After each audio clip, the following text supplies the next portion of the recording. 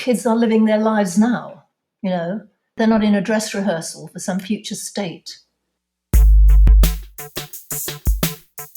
This is High Tech High Unboxed. I'm Alec Patton, and that was the voice of Valerie Hannon, co-author of the book Thrive, The Purpose of Schools in a Changing World. I'm going to be honest. I tend to avoid education books with broad, sweeping titles. Not saying that's a good thing or a bad thing, but it is a personal tendency. But I used to work with Valerie at the Innovation Unit in London, and her co-author Amelia Peterson has also done a lot of work at the Innovation Unit, and I was interested in reading what they both had to say. So I bought the book and I started reading. By the time I was halfway down the second page, I knew that not only would I be reading this book to the end, I would be doing an episode about it. Here's what I read. In short, we've been so preoccupied with asking the how of education, we've forgotten to ask the question of what for.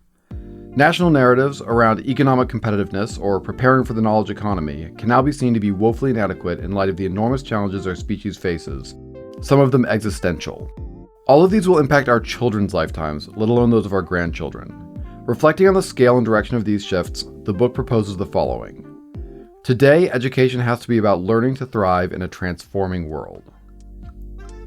Something to know about me is that, like a lot of us, I think every day about how little time we have left on a livable planet unless we take drastic action. And, like a lot of us, so far I haven't done much about it, other than training myself to compartmentalize my despair. Which is to say, yes, I strongly agree, education needs to be about learning to thrive in a transforming world. And that includes my own education, not just young people's. And yes, this book has earned its broad, sweeping title. Valerie and Amelia will say more about that in just a bit. I'm very excited to share this interview with you. To start, I'll let Valerie and Amelia introduce themselves. So I'm Valerie Hannon. I'm from London. I have been an educator all my life. Teacher, researcher, manager, director of education, working for the Department for Education here as an advisor on creativity for a while, but then co-founder of Innovation Unit, which, as the title suggests, was established to help schools and other public bodies find ways to innovate what they were doing. And from there, co-founder of the Global Education Leaders Partnership. But now, really, I'm a writer, speaker, and where I can be, activist. And I'm Amelia Peterson. I'm currently part of the faculty of the London Interdisciplinary School, a new university developing an undergraduate bachelor's in arts and sciences focused on complex problems. And early on in my career, I worked at Innovation Unit with Valerie and have just stuck around wherever I can, getting chances to write with her. I want to ask about your title, Thrive, the Purpose of Schools in a Changing World. And you make this very specific point that setting thriving as the purpose of education is different from aiming for success. It's different from aiming for happiness. It's different from aiming for well-being. Say more about what thriving means as a goal for education. Yeah, I will. And it was the generating impetus to write the thing in the first place, because as you well know, I've been working in the field of innovation in education for many a decade, being inordinately old, and seeing so little progress, such glacial progress, that one sort of led to despair, and asking myself, why is there so little change in this resilient model, this resistant model, which does, in my view, such a disservice to many young people? And I concluded that the problem, there are many problems, but a fundamental problem was that we do not debate what the fundamental purpose of learning now is. It is taken for granted. There is a tacit and all the more powerful for being unexplicated understanding about what learning is for, concepts around success, and that is out of kilter with our new reality. And so I was looking really for an answer to the question, what is learning for? Which was grounded, as I said previously, in something which is, kind of inarguable, really, not ideological. So if you start with things like equity or excellence, these are highly contestable concepts and goals. But if you talk about thriving, a biological metaphor, there is something in that, I think, which suggests, being all that this species can or is meant to be. And of course, the other point about it is that you only look at it for 5 minutes before you realize that you can't think about it in an individualistic, a singular way, that you are driven to understand that thriving has interdependent levels. If the planet fries, then we're all toast. If we live in dysfunctional societies, we all suffer. If you can't make interpersonal relationships, the evidence shows, then your life is not likely to be the best that it might be. And of course, at the heart of it all, as an individual, unless you thrive in your head and in your body, then what can you contribute to the world? How can you enjoy your life?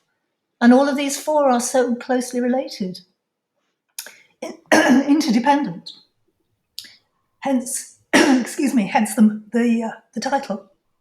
Yeah, and then in fact it goes sort of full circle that one of the things that the book is particularly compelling on, I think, is the extent to which our sense of individual well-being is grounded in our relationship, not just to other people, but to the ecological systems of which we are a part. And so, with that as a kind of a governing concept, I wanted to read you a Neil Postman quote from your book that seemed really, really key when I came back to it, going through it to prepare for this interview. Once again, jumped out at me, which I'll read it, even though I'm sure you're intimately familiar with it. The question is not, does or doesn't public schooling create a public? The question is, what kind of public does it create? A conglomerate of self-indulgent consumers, angry, soulless, directionless masses, indifferent, confused citizens, or a public imbued with confidence, a sense of purpose, a respect for learning and tolerance? The answer to this question has nothing whatever to do with computers, with testing, with teacher accountability, with class size, and with the other details of managing schools. The right answer depends on two things, and two things alone: the existence of shared narratives and the capacity of such narratives to provide an inspired reason for schooling. Yeah, that was seminal and very influential. But Postman was writing, and actually this comes back to a remark you made earlier, at a time when, our relationship with the planet was kind of taken for granted. And it was all seen in terms of our relationships with each other and the kinds of societies we created. So he was of his time and brilliant in his time. And I feel the same about Jacques Delors and his work on humanistic approaches, which is quoted to this day and was brilliant. But for me, we now need a post-humanistic approach, which locates us, as I tried to suggest in the quote that you referred to earlier in the interview, that it's not all about us. It's not all about our societies. It's bigger than that. It is certainly how we relate to this planet, but to other species as well.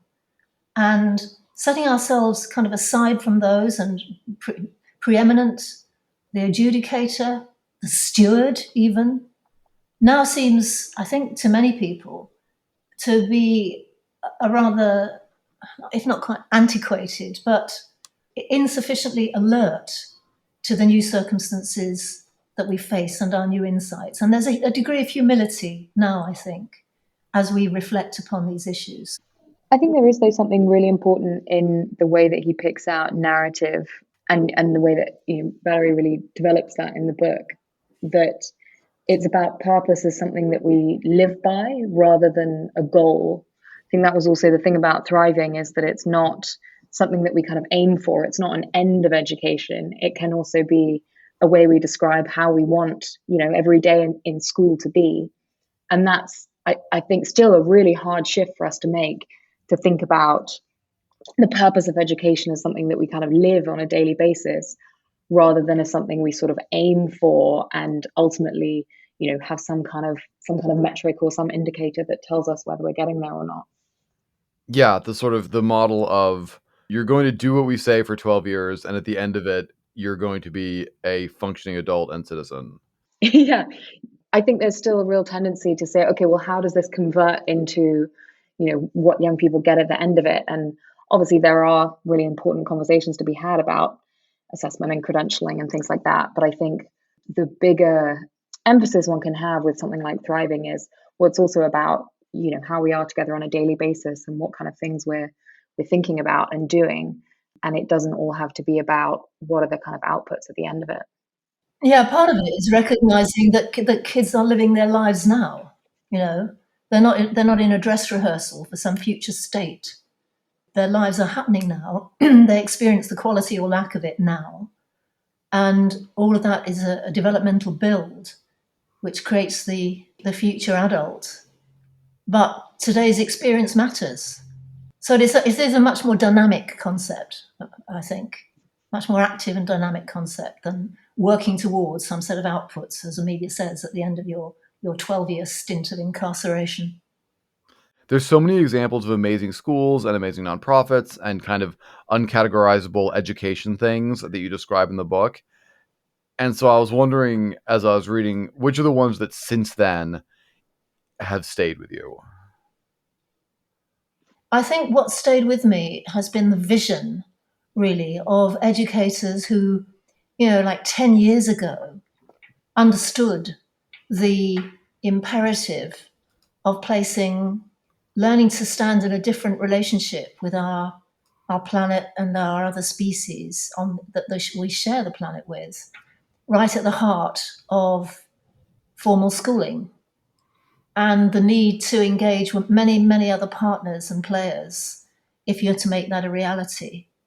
So I think of the green schools, I think of even little things like farm roots in Canada, all of those who in their different ways appreciated very early on that you need to locate that form of thriving to ensure that we have a future at the heart of any kind of design curriculum.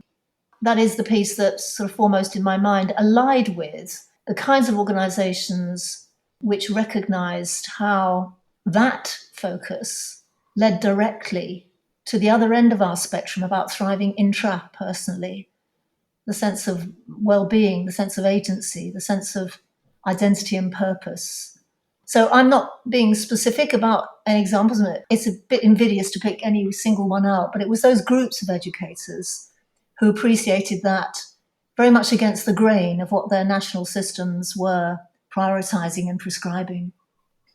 I'm really glad you brought that up. A line that really stayed for me in the book is Paul Clark is a patient man at the beginning of chapter 5. And this permaculture educator who's been doing this work for 20 years.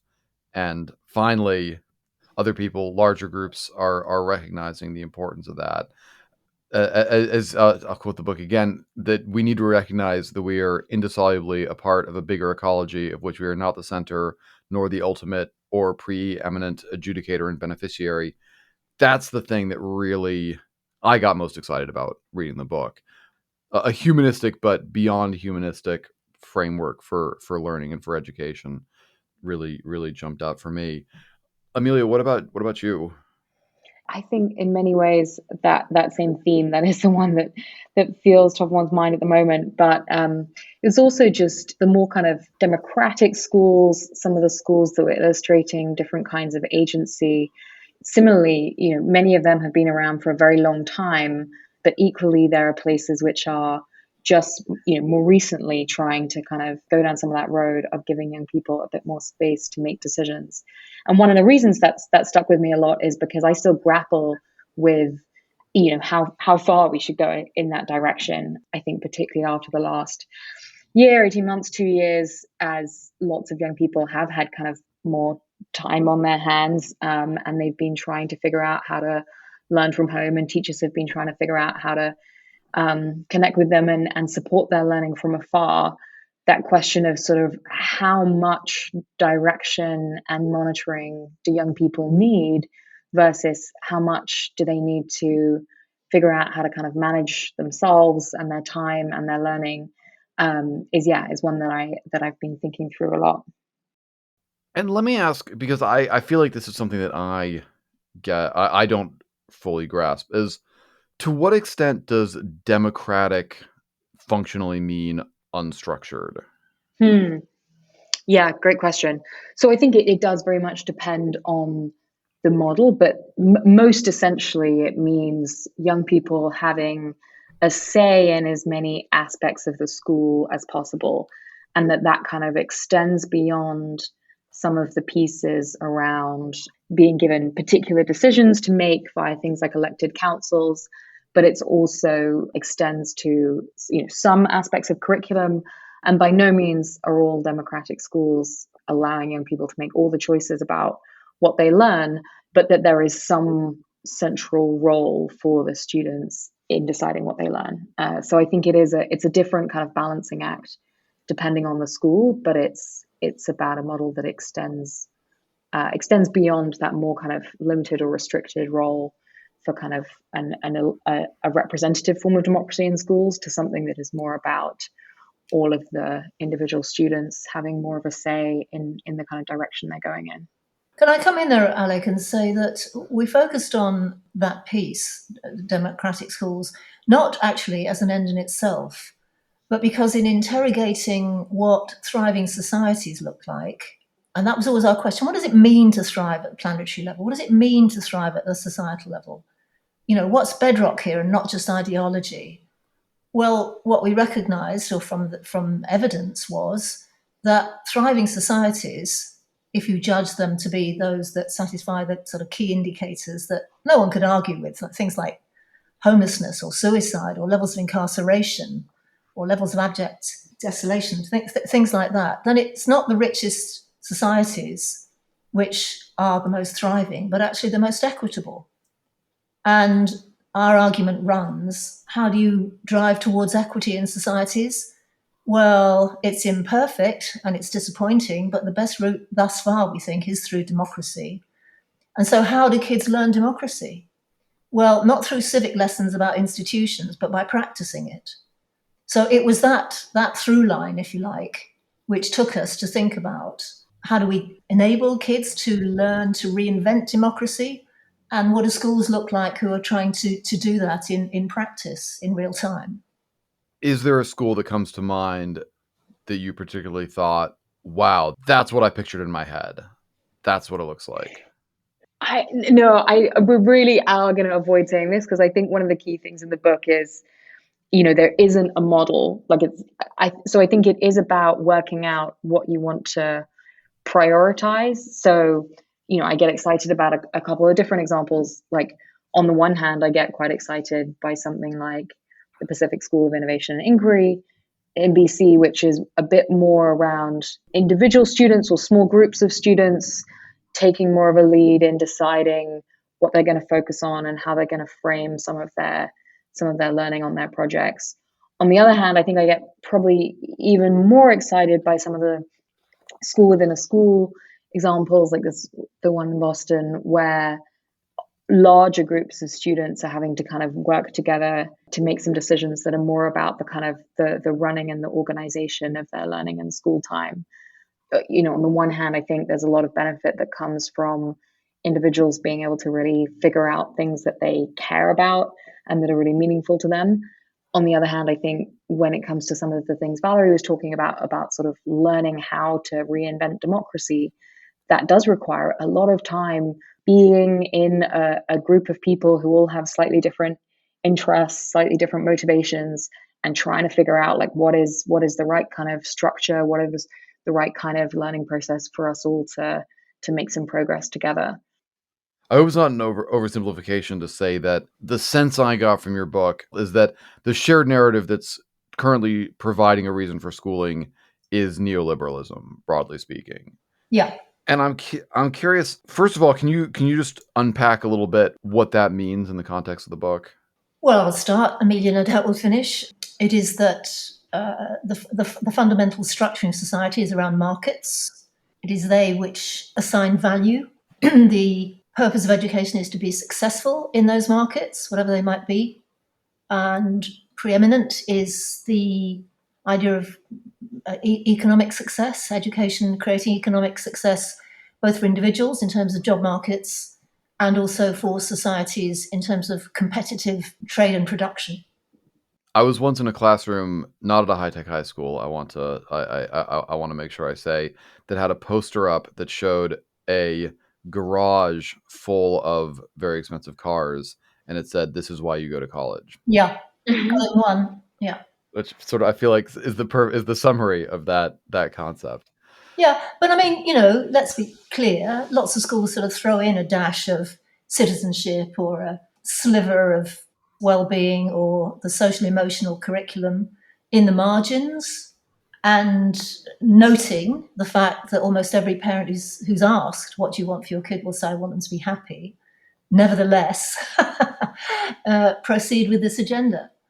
So what we try to do at the front of the book is to show why that no longer plays. It certainly won't play if we wreck our whole planet.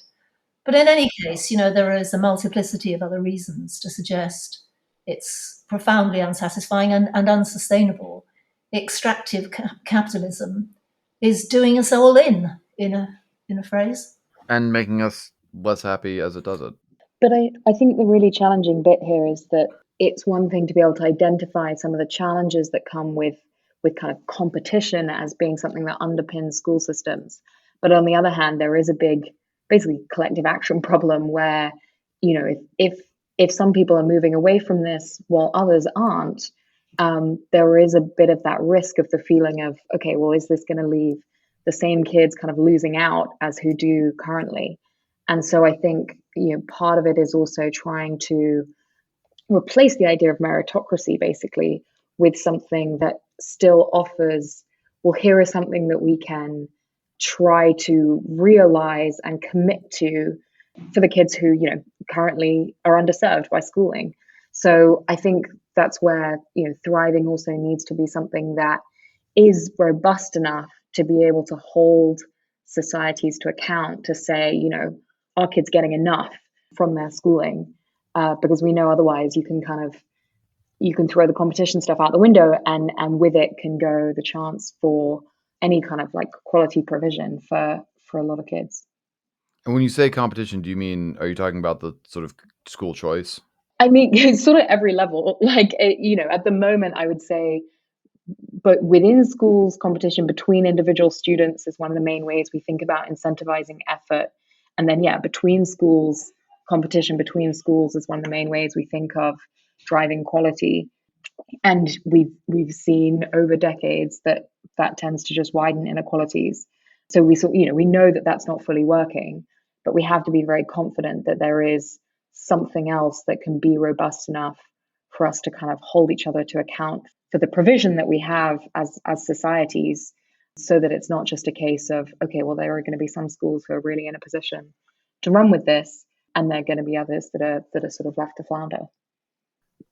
I don't know if this is possibly an unfair question, but it is something that I thought about reading the book. What's your sense of how we get there? Like, if we picture a world in which, if you talk to anybody, like right now, if I talk to somebody in the street, if I grabbed somebody off the street and I said, hey, like, why do kids go to school? Well, they might now say so that their parents can currently go to work. Yeah, which is very interesting, isn't it? Because we've always been quite kind of sniffy about the custodial function. But man, do we miss it when it's gone. Yeah. And we recognize it is actually very important. And we ought to take that into account, balancing it with an increasing level of kids, certainly in the older age ranges, I would say sort of post 13, 14, taking increasing responsibility for how their time is used, and not just being present in school to be monitored and all of that. So, Yeah. Sorry, Alec, I jumped in there and interrupted you because I'm just so interested in the way in which COVID has done that. But yeah, you'd be right to say, to ask a parent and expect, they would say, wouldn't they, I want my kids to be happy. But they'd very rapidly move on, I think, most do, to saying, and to earn a good living. Yeah. They need to get a house. They need to be able to raise a family, to be able to eat well, to maybe travel, not so much anymore. I think, honestly, that the recent two huge phenomena we are facing have changed people's views: COVID and the climate crisis. And both of these have brought into people's faces the idea that we are fragile, that things are not steady state, that we are in now the age of disruption and hyper change, and our kids are coping for it. And I know many people, I hear them all the time, almost in tears when they start to talk about the legacies of our generation. And if you're a grandparent, just thinking about these, I happen to be now, so this cuts. thinking about what those little kids are going to have to try to navigate if they get a chance to. And this is like serious stuff. This is not theory. And suddenly it's real. And I think that as a result, people are really asking some of these questions a lot more seriously, certainly than they were when the book was just an idea. And that's what now, 7 years ago.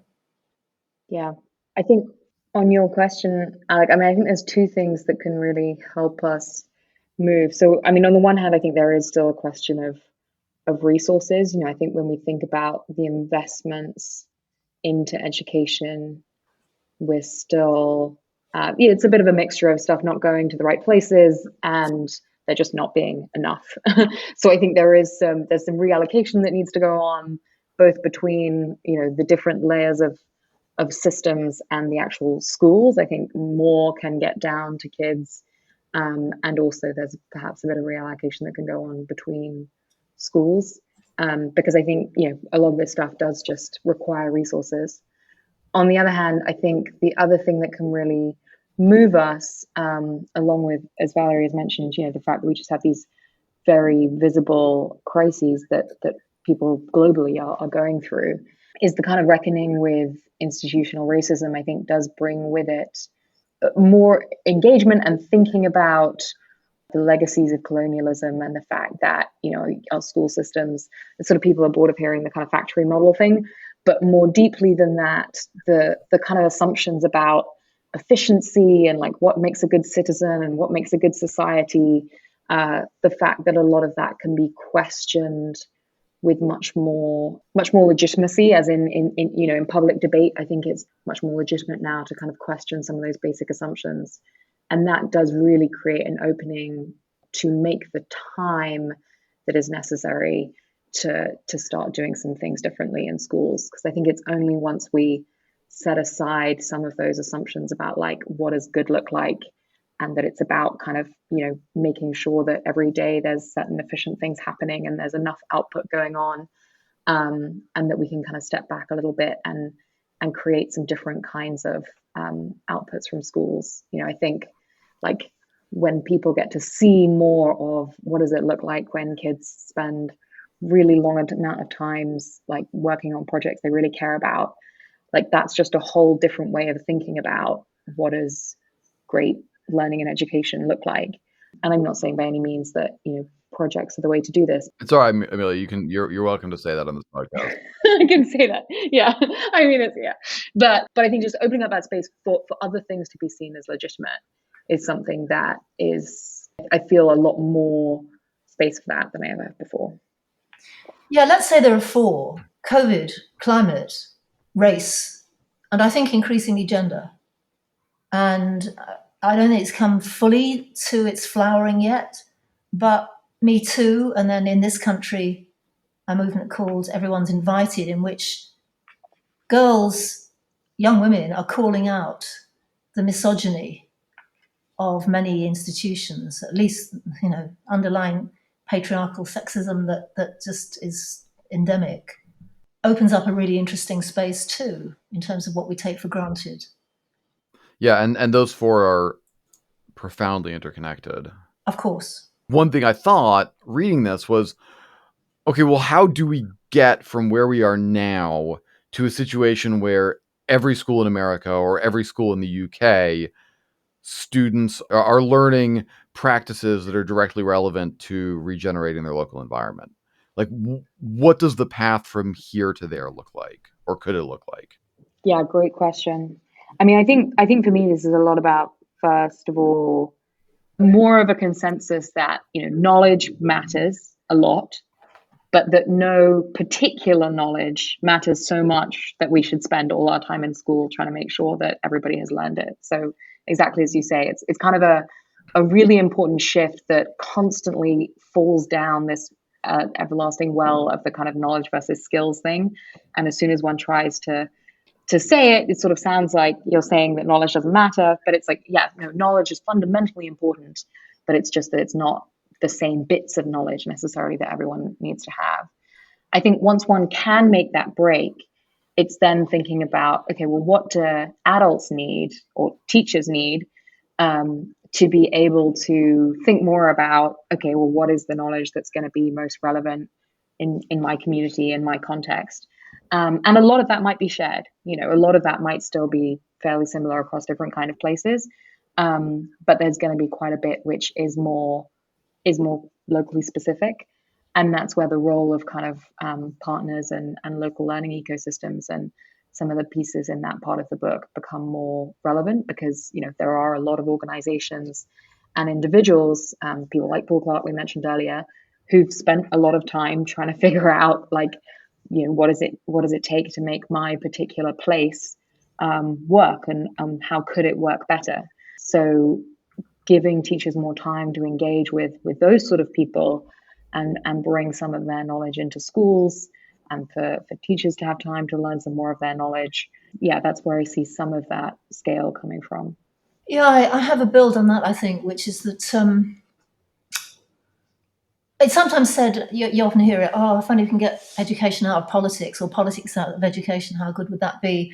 Which in my view is completely naive and wrong-headed, actually, because it is a very fundamentally political question, because how one educates the upcoming generation is fundamental to the nature of the society.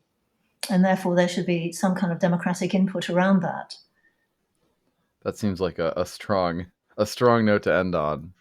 Amelia and Valerie, thank you both so much for taking the time to talk about this. Everybody should read Thrive, The Purpose of Schools in a Changing World. I really, really enjoyed it. I knew I was going to enjoy it, and I enjoyed it even more than I expected to.